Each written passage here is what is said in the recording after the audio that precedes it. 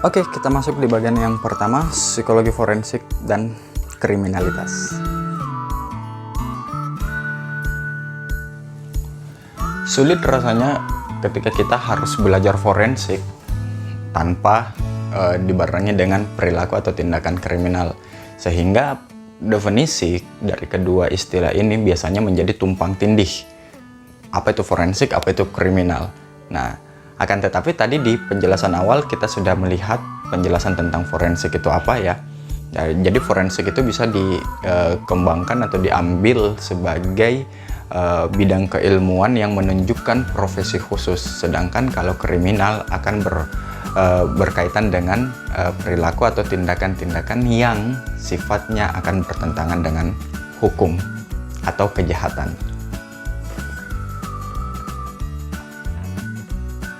Forensik dan kriminal.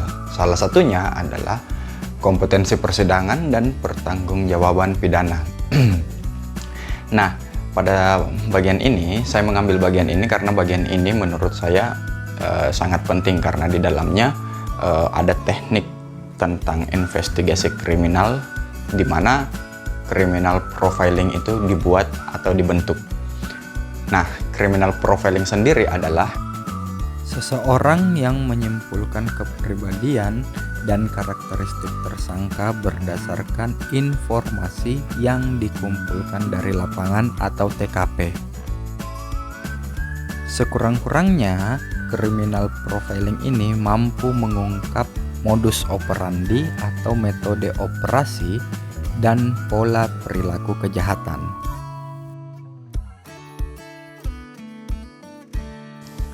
kejahatan tidak hanya terkait dengan problem intervensi semata, tapi juga melibatkan deteksi dan prevensi. Kalau intervensi seperti yang kita lihat ketika ada perbuatan, ada tindak pidana atau kejahatan, biasa diintervensi seperti ditangkap langsung atau diberikan pembinaan khusus seperti itu. Tapi tindak kriminal tidak hanya berbicara soal intervensi saja, tapi juga harus ada langkah preventif dan serta deteksinya. Criminal profiling menjadi salah satu hal yang paling penting untuk diketahui. Karena kenapa? Dari pengembangan criminal profiling itu bisa merujuk kepada bidang keilmuan tertentu yang khususnya atau fokus mempelajari tentang tingkah laku kriminal. Nah, seperti itu. Dari situ bisa criminal profiling yang dibuat kemudian bisa dikembangkan sehingga menjadi langkah untuk preventif atau deteksi terhadap tindak-tindak kejahatan tertentu. Fungsi criminal profiling yang tidak kalah pentingnya lagi yaitu ketika kita memutuskan suatu kejahatan tertentu, itu biasanya erat kaitannya dengan false stereotype atau overgeneralization. Itu sangat berkaitan erat dengan penyederhanaan sebuah asumsi, teman-teman. Di situ bisa memicu kesalahan dalam menafsirkan kejahatan atau tindak kejahatan. Nah, untuk itu dibutuhkan sebuah criminal profiling untuk dilacak, diasesmen secara rinci, baik secara psikologis maupun secara fisik atau demografi tentang pelaku dan tindak kejahatannya. Nah, sebagai bonus, saintis dan konsultan kriminal kemudian mampu mengembangkan hal tersebut atau hasil dari criminal profilingnya mereka dengan cara meneliti lebih lanjut atau mengembangkan atau malah memberikan pelatihan-pelatihan khusus di pihak-pihak terkait, dan bisa juga sebagai mengembangkan untuk melihat validitas dari criminal profiling mereka dan reliabilitas dari criminal profiling yang telah mereka buat. Nah, ini penting untuk pengembangan ilmu pengetahuan dan tentunya sebagai langkah preventif dan deteksi terhadap kejadian atau kejahatan-kejahatan tertentu ke depannya. Orang yang membuat criminal profiling biasanya disebut sebagai profiler. Nah, kalau di Amerika biasanya profiler ini kebanyakan datang dari penegak hukum, bukan dari psikolog atau keilmuan psikologi forensik. Nah, sedangkan di beberapa negara lainnya seperti di Inggris, kemudian itu lebih banyak profiler berlatar belakang psikolog atau orang yang mempelajari keilmuan psikologi forensik. Profiler kemudian akan bertugas meneliti bukti dari TKP, kemudian korban, kemudian interogasi saksi mata, dan lain-lain, semuanya dalam rangka mengkonstruksikan secara psikologis. Dalam hal ini bisa dilihat berdasarkan psikopatologisnya, kepribadiannya, dan perilakunya. Nah, selain mengkonstruksikan secara psikologis, juga mendeskripsikan demografi individu yang melakukan kejahatan.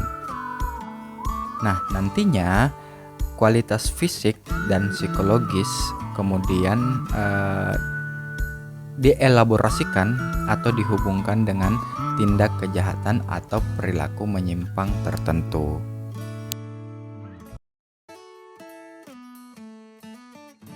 Criminal profiling berdasarkan kualitas psikologinya bisa berdasarkan dengan kepribadiannya, psikopatologisnya maupun bentuk perilakunya.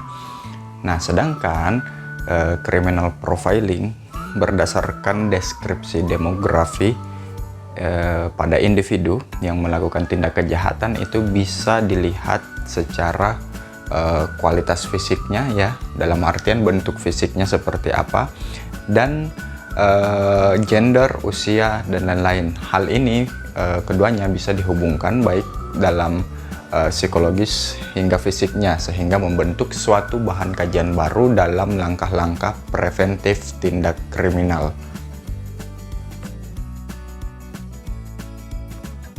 Paling tidak, profiler kemudian akan membuat sebuah profil tindak pelaku kejahatan berdasarkan misalnya berdasarkan aksi atau tindakan pembunuhan ya.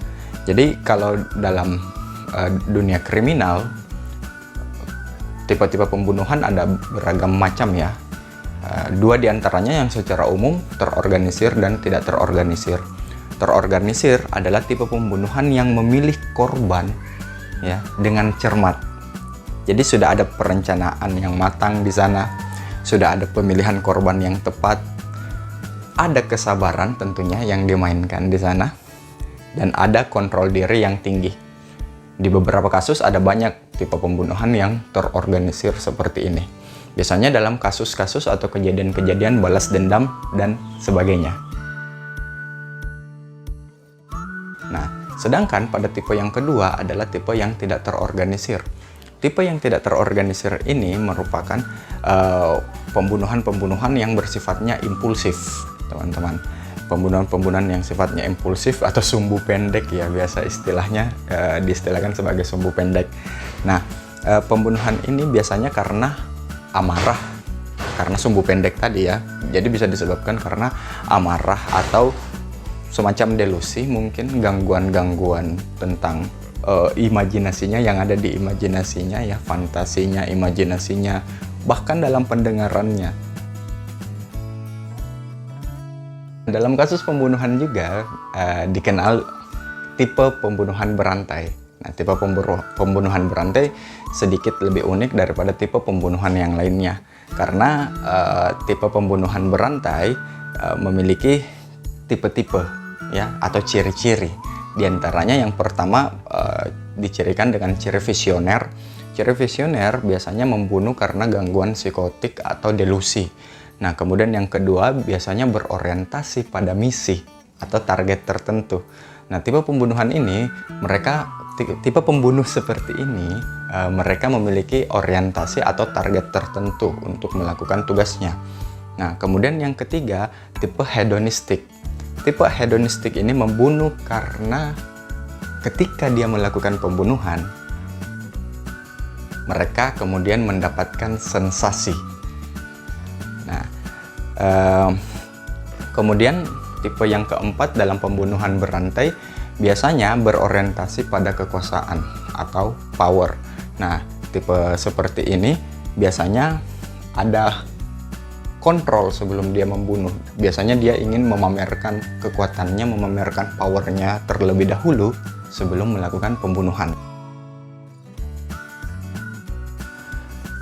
Nah, pada forensik dan kriminal selanjutnya akan melihat tentang bagaimana kemudian para pelaku atau tindak kriminal tertentu mempertanggungjawabkan tindak pidananya. Cara paling umum adalah dengan cara pemenjaraan. Tentunya itu yang kita tahu. Itu yang kita tahu selama ini ketika ada tindak pidana seperti itu, ada pemenjaraan, salah satu intervensinya. Namun selain itu ada banyak sebenarnya cara mempertanggungjawabkan tindak pidana.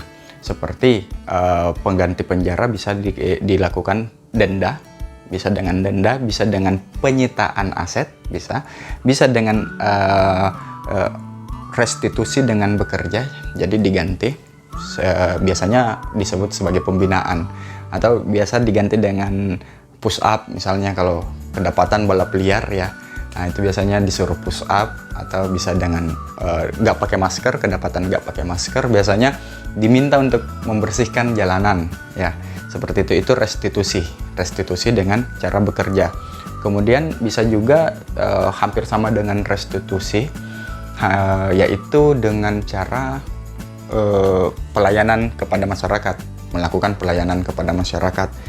Kemudian bisa probasi atau pembebasan secara bersyarat, wajib lapor tentunya. Kalau hal-hal yang seperti probasi, bisa dengan ganti rugi, ada dengan menebusnya dengan ganti rugi. Jadi denda dan ganti rugi itu berbeda teman-teman. Ya. Kemudian bisa dengan bootcamp, ada pembinaan ya, pelatihan di sana dibina dan lain-lain. Jadi sebenarnya ada banyak hukuman-hukuman atau hukuman-hukuman pengganti selain penjara.